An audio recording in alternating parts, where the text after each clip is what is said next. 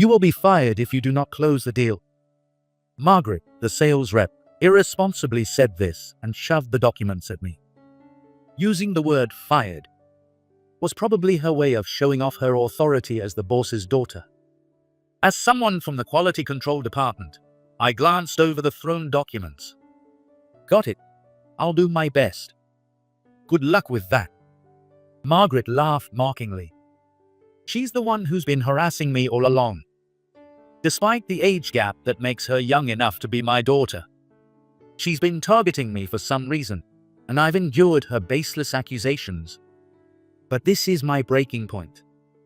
Holding the documents she threw, I faced the client.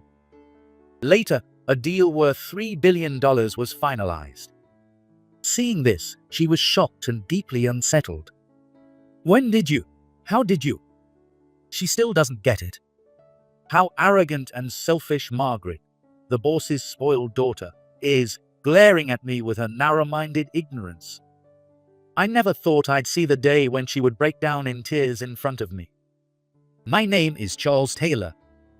I'm 52 years old. I've been working at the same company I joined straight out of college. It's a company that deals with electrical equipment, and I've been in sales all along. Our company has seen steady growth and established a local subsidiary in the US 10 years ago, expanding our business. I, a sales employee, was assigned to work at the UK headquarters and served there for 10 years. During that time, I expanded our sales channels, learned about international business, and built a network of contacts. It was challenging but rewarding, and I led a fulfilling life. Before moving to the UK, I was a burden at work, but my boss chose me based on my sales performance, and I'm grateful for that. My UK English, which I was not good at, improved significantly through those tough times. After 10 years, I finally completed my overseas assignment and returned to my family. My son, now an adult, is in college and lives on his own. Life with my beloved wife is very peaceful. However, work became increasingly busy. Returning to the main office, I took the position of sales manager and became responsible for training my subordinates. All the employees were highly capable, quickly absorbing what I taught them. But among them, there was one who constantly troubled me.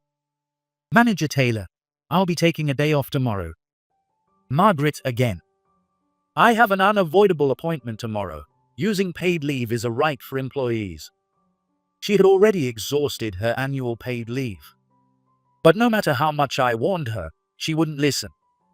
This Margaret Smith is the daughter of our company president. She joined the company right after graduating college 3 years ago and is now 25 years old.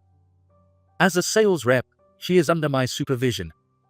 Since her last name is the same as the president and his son in another department, everyone in the company calls her Margaret. To avoid confusion, I wonder if this has made her feel entitled within the company. Next time, please inform us earlier. You should know your schedule unless it's a sudden illness. Okay. I reluctantly stamped the paid leave application form. She took it as if it were a matter of course and, in a light tone, said, "Well, see ya," returning to her seat in high spirits. It's frustrating that I can't be firm with her because she's the president's daughter. Seeing this, nearby employees whispered among themselves, "Margaret's taking leave again. Probably for a date, right? I saw her with her boyfriend the last time she left early." I'm well aware of Margaret's poor reputation. Not only does she take sudden paid leave like this, but she also frequently dumps her document preparation tasks on senior clerical staff. Yet her sales performance is inexplicably good because she inherited prime sales routes when she joined the company. She takes it for granted, being the president's daughter. Fortunately, she maintains a different facade with clients, so she hasn't garnered a bad reputation outside the company. However, I can't let her continue doing as she pleases. Even though she's the president's daughter, special treatment sets a bad example for others. As her superior, I decided to call her in for a talk just before the end of the workday.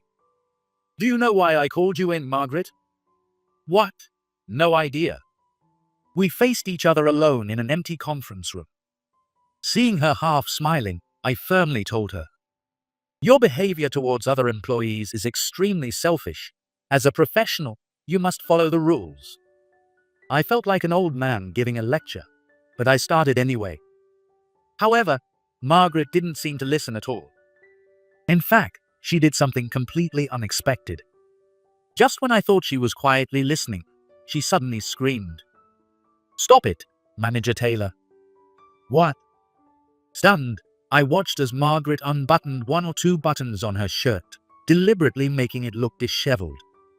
"No, stop." "Wait, Margaret." Her loud screams drew the attention of a passing male employee who came over, saying, "What's going on?" The door wasn't locked, of course, so a young employee who opened it saw Margaret deliberately disheveled and me. "Manager Taylor, what are you doing?" "Wait, no, this is."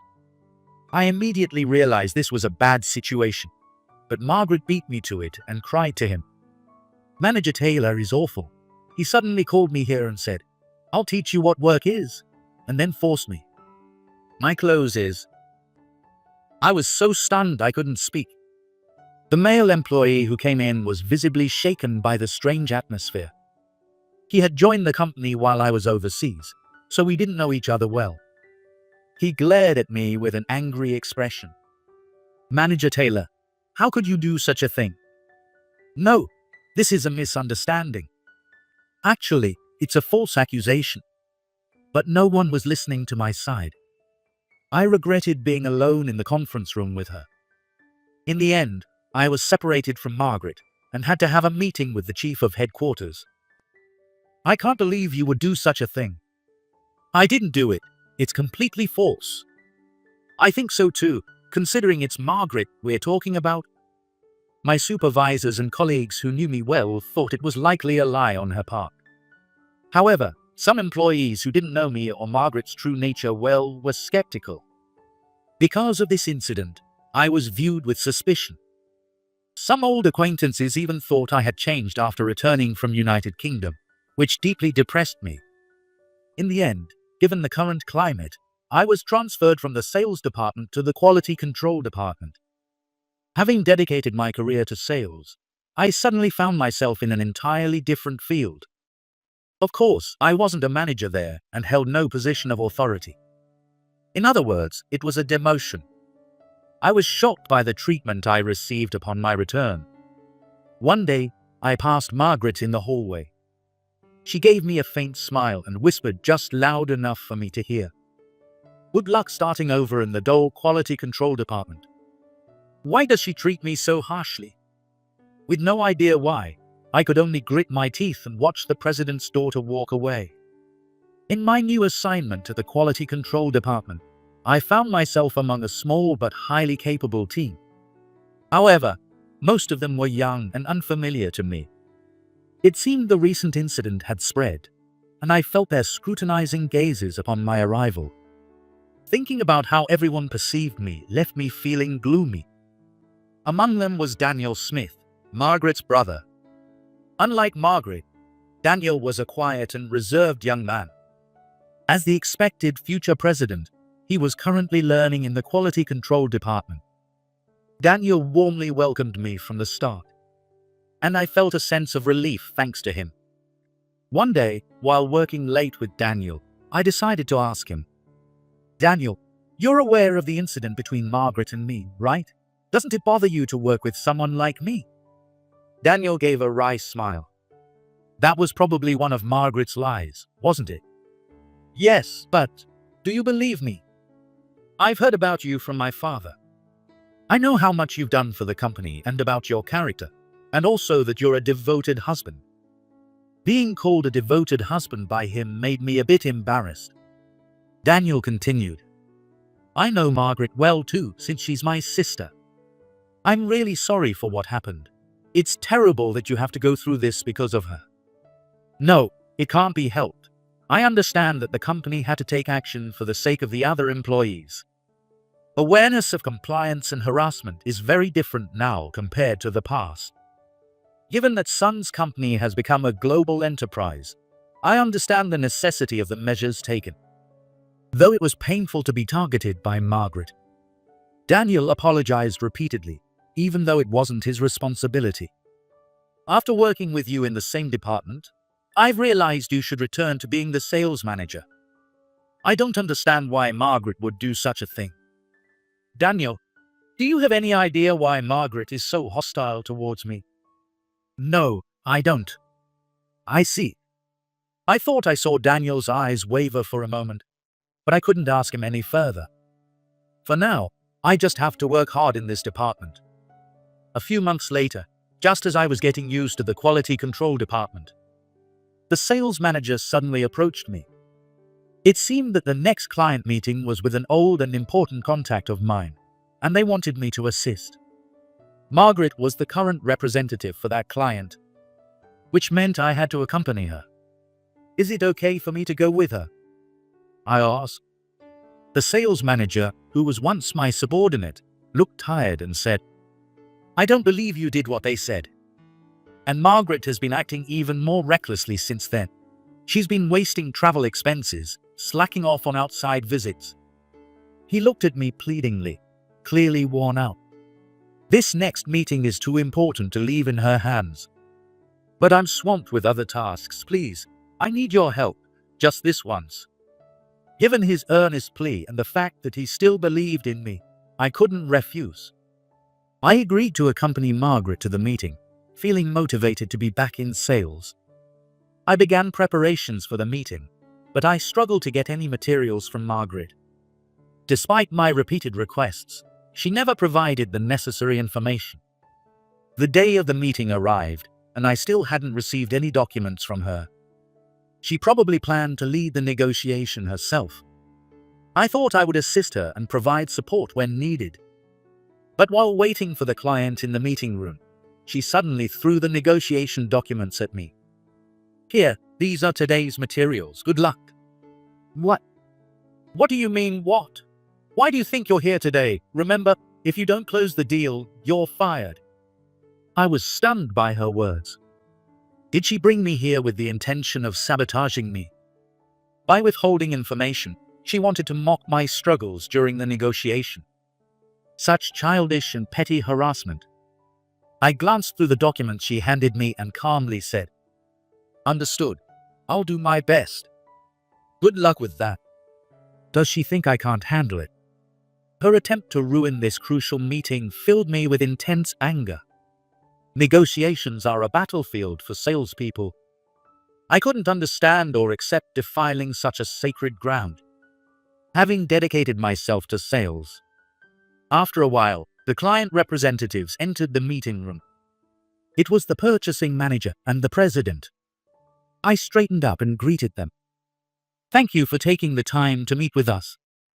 No, thank you for waiting. We exchanged business cards. When the purchasing manager saw my card, he widened his eyes in surprise.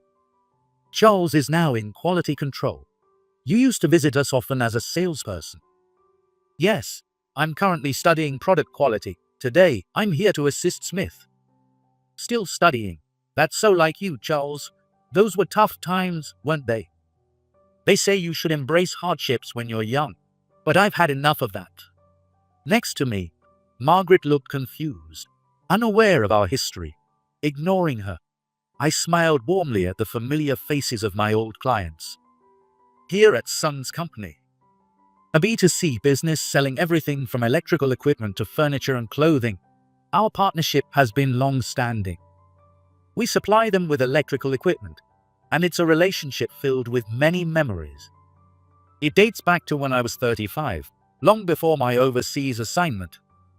I was actively working on the front lines of sales and handling the Sons Company account. One day, Sons Company placed an order as usual.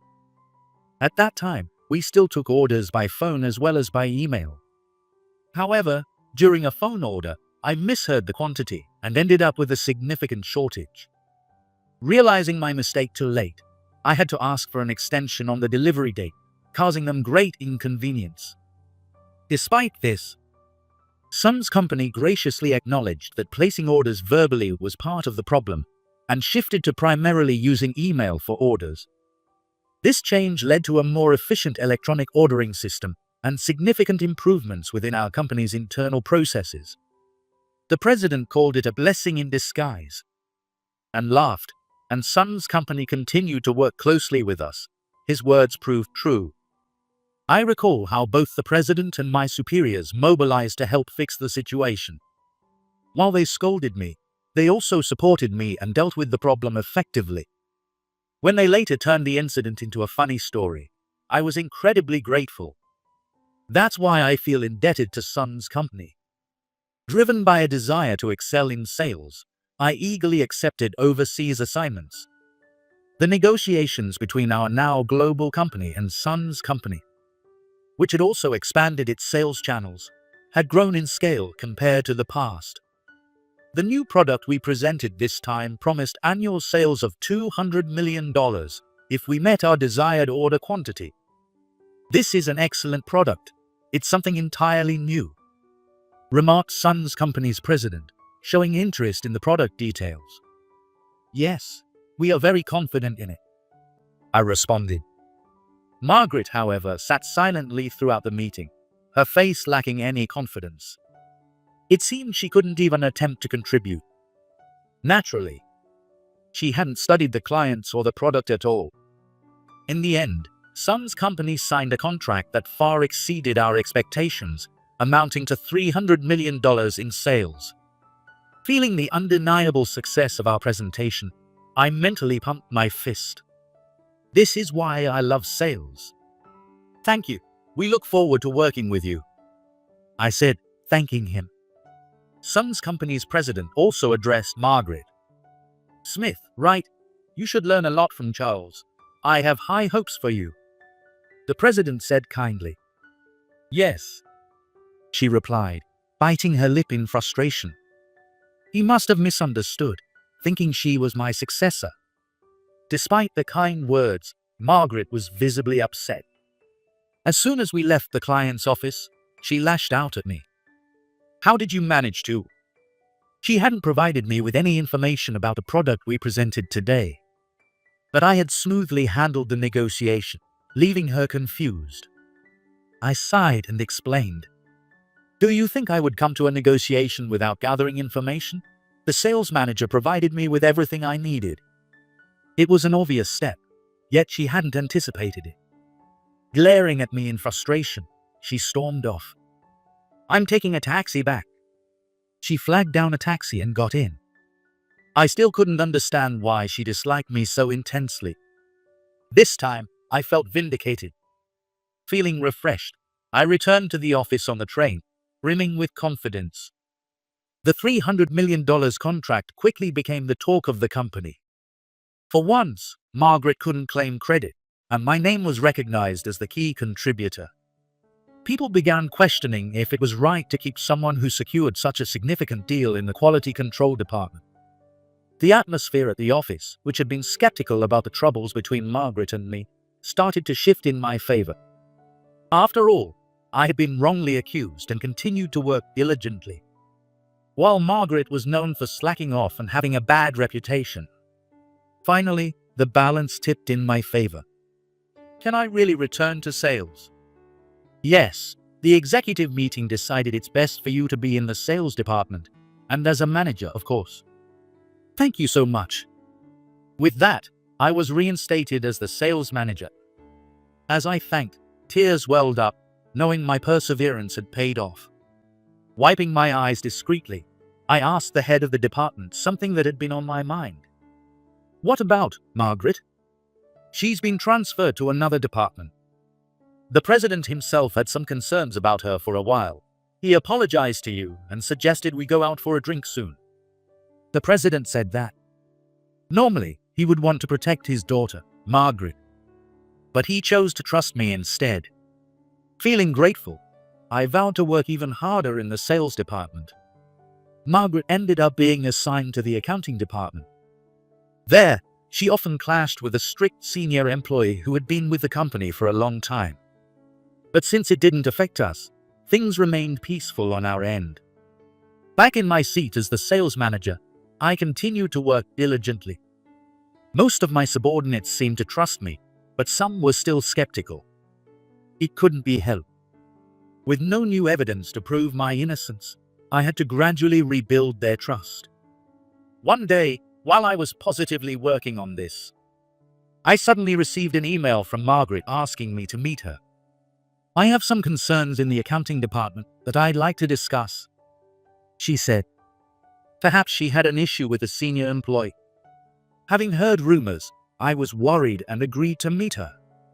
She then asked to talk outside the company. Indeed, being alone with her in the office again might lead to unwanted rumors. Given that the previous misunderstanding had not yet been resolved, we decided to meet outside the office. "Thank you for seeing me, Charles. Can we talk at the place I frequent?" "Sure, wherever you're comfortable talking." I noticed she looked a bit tired and became concerned. She led me to a bar, which caught me off guard. "Here." "Yes, let's go in, Manager Taylor." "But this place." A red flag lit up in my mind. Jazz music leaked from inside. The ambience was too inviting, and stepping into such a place with her felt risky. As I hesitated, Margaret slid her hand and cheek against my arm. "What?" "I'm the type who teases the ones I like, so please, let's have a drink together." It was an obvious invitation. I noticed my suit getting smudged with her foundation. But suddenly, a stern voice interrupted. "Joseph and Daniel." The young man called Joseph glared at me and Margaret. Behind him stood Daniel, her brother. "I heard from Daniel, and I couldn't believe it, so I came, trying to seduce a man. I'm utterly disappointed in you." "Wait, Joseph, it's a misunderstanding." Misunderstanding? She had been the one to approach me so openly. It seemed Joseph was Margaret's boyfriend. Margaret frantically clung to him, but his trust in her appeared to be non-existent. Joseph pushed her away without listening. It was easy to imagine that Margaret had done things in the past to erode his trust. "This is the last straw, goodbye." "No, wait." As she watched Joseph walk away in disbelief, Margaret turned and glared at Daniel. "Why did you bring Joseph here, brother?" "Because you were up to no good again. You were probably trying to frame Charles again. But I won't let you." "You told on me, didn't you?" Margaret turned her glare to me. It had been a long time since I'd heard the word tattletale. "That email was obviously a trap. I'm not an idiot, so I discussed it with your brother." "Damn." Margaret bit her lip in frustration. It was clear that she had planned to set me up again today. Daniel sighed and spoke up. "Are you still holding a grudge about that incident? It wasn't Charles's fault." "Shut up, brother." What incident was he referring to? Seeing my confusion, Daniel explained. It was a story from when Margaret was in elementary school. On her 8th birthday, the family was supposed to go to a theme park she had been longing to visit. Their father, being a workaholic, rarely went on family trips and had broken many promises in the past. But he promised to make it up to her on her 8th birthday. However, on the day of her birthday, their father broke the promise again. The reason was a problem caused by a salesman's order mistake that needed immediate attention. Margaret overheard our dad on the phone and found out that the salesman responsible was Charles. She wrongly blamed him, thinking it was his fault Dad couldn't go. "I see." I immediately realized it was the time when I made the order mistake with Son's company. I had no idea Margaret had suffered so much because of that incident. While the company and my superiors had helped me, the burden had fallen on her, just a child at the time. I keep telling her it was Dad's decision and not your fault, but Margaret wouldn't listen. Margaret, who had been silent, now glared fiercely at Daniel. "Easy for you to say, brother. Dad dotes on you because you're the next president. That birthday was my only chance to get Dad's love." Margaret was crying. Seeing her tears, I felt a pang of guilt and my heart ached. I had thought of her as immature, but of course, she was still haunted by the past, unable to move on. She had directed her anger not at her father but at me because she still longed for her father's love. Finally letting it all out, she continued, "I hate Dad's company. I joined it hoping it would fail. That's why I kept causing trouble and tried to bring you down, Charles. You thought that way about Dad's company." "Yes, I hate the company that took Dad away, and Dad hates me too." Hearing this made my chest tighten. Margaret looked like a child to me. The 8-year-old crying because her father couldn't make it to her birthday. "Margaret, your father loves you," I said. She glared at me fiercely. "What do you know?" "I do know. I'm a parent too. I left my child in the US to work in the UK, so I know what it's like to be an unfeeling parent." Her words stopped. I seized the moment to speak to her. Parents are truly selfish. They care deeply for their children, but they also want to be dedicated to their work. When they can't balance both, one inevitably suffers. It's obvious that choosing work too often puts a burden on the children. Margaret listened silently. "I missed many of my son's events while raising him. I deeply regret that." I continued, saying what I should have said to my own son. "But valuing work also means valuing family. We want to earn for our family. We want to do work that we can be proud of and tell our children about. That's why we work so hard." "Is that what Dad thinks too?" "As far as I know, your father does." I recalled a recent night out with the president and said, "He's a doting father who always carries pictures of his kids." He laughed and said his troublesome daughter is still so dear to him. "What?" Margaret burst into tears, crying openly with large tears streaming down her face. She had likely been holding back for so long, carrying the weight of an unfulfilled childhood and lashing out at those around her because of it. I quietly approached her, placing a hand on her trembling shoulder. She didn't push me away and just continued to cry. Her tears seemed to wash away all her sadness, soaking her cheeks. A few days later, Margaret submitted her resignation. She probably felt she couldn't stay at the company after everything that happened. She also admitted that the incident in the conference room was her fabrication. I never expected her to come clean in the end. She must have reflected on many things since then. It was her way of repenting. Thanks to her, my name was cleared, and work became much easier for me. Margaret has since moved out of her family home, living on her own and looking for a new job. She broke up with her boyfriend and is now independent from her family. Maybe she finally started her journey as an adult. A few months later, I was called to the president's office, feeling a bit nervous about the direct summons. I entered and was surprised to find the president and Daniel with friendly expressions. "I apologize, Charles. You were put through a lot," the president said. "No, I'm sorry for pushing her to that point." As we faced each other, the president narrowed his eyes thoughtfully. "No, I learned a lot from this incident. I realized how much I had sacrificed my family. I had selfishly excused myself by thinking that providing them with work opportunities was enough." Hearing this, Daniel, standing next to him, showed a somewhat complex expression. He must have his own thoughts about it too.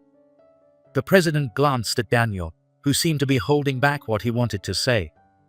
"I heard from Daniel. He told me how you sincerely faced Margaret as a parent. I want to thank you. Thank you." "I'm honored. I'm not a perfect parent myself." "Yes, being a parent is challenging. And here we have someone about to take on that challenge." With a pat on Daniel's shoulder, the president spoke. Daniel's face tightened, turning slightly red. "Does that mean?" "Yes, I'm finally going to be a grandfather." "Congratulations, and congratulations to you too, Daniel." Daniel, slightly embarrassed, replied, "Thank you." He married a former college classmate a few years ago. Now, his wife was expecting, and he would soon be a father. I was thrilled by the happy news, but I wondered why they told me directly. The president quickly provided the answer. "That's why we're planning to start seriously training Daniel as the next president." Yeah. After rotating through all the departments over a long period, I think it's about time. Yeah. I kept nodding, but then he continued. And I want you to grow as Daniel's right-hand man. Yes, what? My nodding stopped abruptly at the unexpected turn. Daniel's right-hand man. Mr. President, what exactly do you mean by that?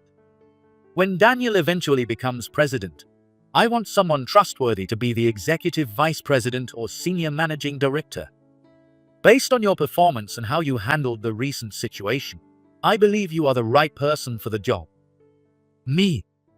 Still in shock, I saw Daniel smiling at me. I agree with my father. It's a future plan, but having you as my assistant would be reassuring. Daniel.